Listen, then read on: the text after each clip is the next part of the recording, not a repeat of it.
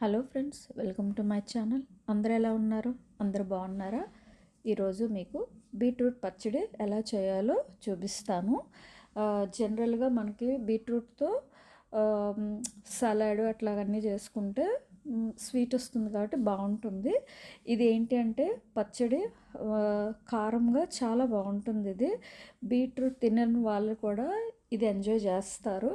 First ఏంటి అని అంటే మనం ఆయిల్ వేసేసుకొని అందులో ఎండుమిర్చి మనకి కారం సరిపడా వేసుకోవాలి. దీనికి కొంచెం ఎక్కువైనా పర్వాలేదు, ఎందుకంటే మనకి బీట్రూట్ స్వీట్ వస్తుంది కదా. సో అందుకని తర్వాత ధనియాలు, జీలకర్ర, మెంతులు వేసేసి ఇది కూడా ఫ్రై చేసేసుకోవాలి. ఇప్పుడు కొంచెం రోస్ట్ అయిన తర్వాత ఇవి మనం తీసేయాలి, బయటికి తీసేసి పక్కన పెట్టుకోవాలి. అదే ప్యాన్లో కొంచెం ఆయిల్ వేసేసి బీట్రూట్ ఒకటి నేను తురుముకొని అందులో వేసేసాను. మనకు కావాలంటే ముక్కలు కూడా కొంచెం చిన్న ముక్కల్లాగా కూడా కట్ చేసుకొని కూడా వేసుకోవచ్చు. తురిమింది అనుకోండి కొంచెం త్వరగా మనకి ఫ్రై అవుతుంది.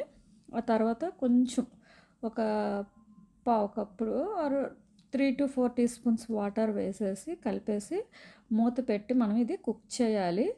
ఒక 3-4 minutes అట్లా మనం కుక్ చేసేసిన తర్వాత ఇది మనకి కొంచెం కుక్ అయిపోయి వాటర్ కొంచెం ఆరిపోతుంది. ఆ తర్వాత మనం కరివేపాకు, కొత్తిమీర మనం అట్లా వేసుకోవచ్చు. ఇప్పుడు ఫ్రై అయితే మంచిగా మనకి ఫ్లేవర్ పడుతుందన్నమాట. మనం కరివేపాకు, కొత్తిమీర వేస్తే నేను కొత్తిమీర వేయడం మర్చిపోయాను, సో తర్వాత వేసాను. ఆ తర్వాత చింతపండు మనకి ఎంత కావాలనేది చింతపండు కూడా వేసేసుకొని మనం ఫ్రై చేయాలి. ఒక 2 minutes అట్లా ఫ్రై చేసామనుకోండి మనకి అంతా మంచిగా పడుతుందన్నమాట. ఆ తర్వాత ఆపేసేయాలి అది. ఆ తర్వాత మనం ముందుగా మసాలా ఫ్రై చేసుకున్నాం కదా, అది చల్లారిన తర్వాత మిక్సీలో వేసుకొని గ్రైండ్ చేసేసుకోవాలి. తర్వాత వేస్తే మనకి ధనియాలు అవి నలగవు కాబట్టి ముందే ఇవన్నీ మనం గ్రైండ్ చేసేసుకోవాలి. తగినంత ఉప్పు కూడా వేసుకొని చూసారు కదా, మసాలా గ్రైండ్ చేసేసుకున్నాను. మసాలా అంతా మంచిగా గ్రైండ్ అయిన తర్వాత అప్పుడు ఇందులో మనం ముందుగా మనం ఫ్రై చేసి పెట్టుకున్న బీట్రూట్ కూడా ఇందులో వేసేసి మనం బ్లెండ్ చేయాలి. ఏంటి అని అంటే నేను ముందు ఈ చిన్న జార్లో వేసాను కదా, అది సరిగ్గా అవ్వకపోవడం వలన నేను తర్వాత పెద్ద జార్లో మొత్తం మిక్స్చర్ అంతా నేను మళ్ళీ ట్రాన్స్ఫర్ చేసేసుకొని మిక్సీ చేశాను. మనకి మంచి మిక్సీ అయి ఉన్నింది అనుకోండి, ఈ బీట్రూట్ కూడా మంచిగా